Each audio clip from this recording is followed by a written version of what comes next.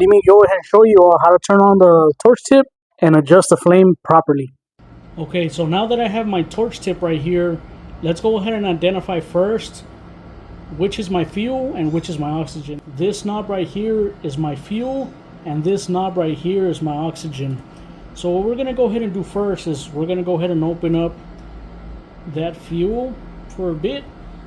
I'm gonna go ahead and grab the striker, and then we're gonna go ahead and turn on that torch. What I'm gonna go ahead and do now is I'm gonna go ahead and apply a little bit more fuel, and then I'll go ahead and open up the oxygen.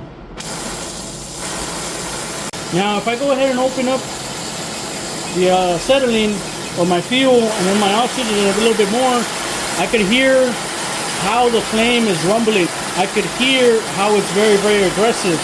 Whenever my flame is like this, very, very aggressive, it means that I'm ready to braise a bigger copper piece. Maybe a 3/4, a 7/8, an inch copper. But let's say I'm braising a 3/8 or a 1/4 inch. How do I tone it down? How do I bring that heat down? Well, first, I'm gonna go ahead and start off with my fuel. What I wanna go ahead and do first is I wanna go ahead and close my fuel first. And always start off with your fuel.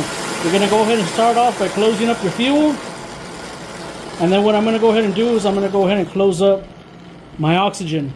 And you could hear immediately how the tone of that flame went down. Now I want to go ahead and make this flame a little bit hotter. I want to go ahead and make it more aggressive. How do I do that? The same way. Just like I started off with my fuel and finished off with my oxygen, I'm going to go ahead and do the same thing. I'm going to go ahead and open up my fuel and then followed by my oxygen. If I still need a little bit more heat, once again I follow my fuel and then my oxygen order.